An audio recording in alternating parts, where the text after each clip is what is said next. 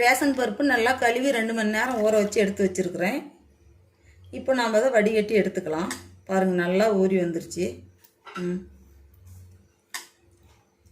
பாருங்கள், நல்லா தண்ணியில் நல்லா வடிஞ்சு வரணும்.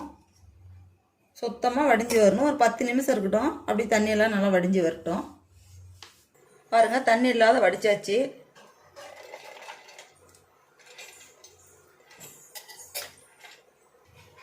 ரெண்டு பச்சை மிளகாய் போட்டுக்கலாம்.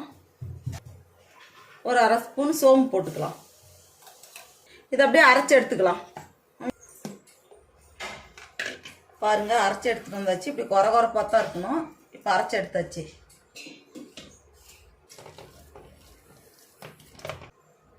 ரெண்டு ஸ்பூன் அரிசி மாவு போட்டுக்கலாம். ஒரு ஸ்பூன் கார்ன்ஃப்ளவர் மாவு போட்டுக்கலாம். இதெல்லாம் சேர்த்து நல்லா கலந்து விட்டுறலாம். ஃபஸ்ட்டு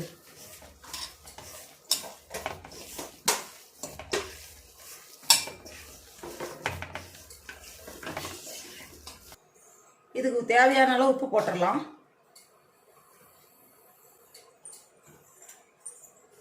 நறுக்கி வச்சிருக்கிற வெங்காயம் 2 பெரிய வெங்காயம், ஒரு 4-5 பல்லு பூண்டு தட்டி வச்சிருக்கிறேன். இதையும் இதில் போட்டுடலாம். பொடியாக நறுக்கணும் கொத்தமல்லி ஒரு கைப்பிடி,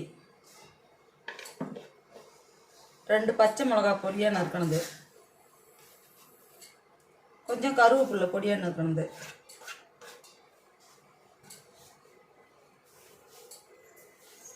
இதெல்லாம் சேர்த்து நல்லா கலந்து விடலாம்.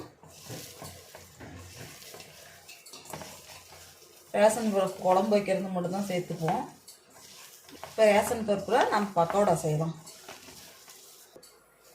பாருங்கள், எல்லாம் கலந்து பிசைஞ்சு எடுத்தாச்சு. இப்போ நம்ம எண்ணெய் காஞ்சிருச்சு, போட்டுக்கலாம்.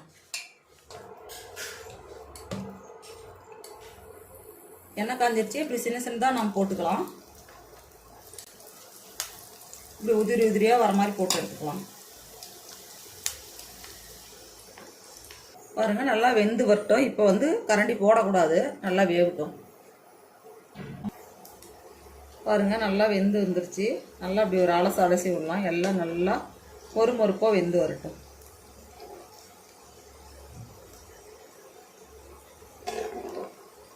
நம்ம கடல மாவில் செஞ்சு சாப்பிட்ற பக்கோடாவோட இந்த பக்கோடா நல்லா டேஸ்ட்டாக இருக்கும் சாப்பிட்றதுக்கு. பாருங்கள், எல்லாம் நல்லா பொரிஞ்சு வந்துருச்சு. பாருங்கள், எல்லாம் நல்லா செவந்து வந்துருச்சு, பொரிஞ்சு போச்சு. இப்போ நம்ம எடுத்துடலாம். பாருங்க, நல்லா பொரிஞ்சு செவந்து வந்துருச்சு. இப்போ எடுத்துடலாம். இன்னும் மீதி இருக்கிறத எல்லாம் போட்டு எடுத்துக்கலாம்.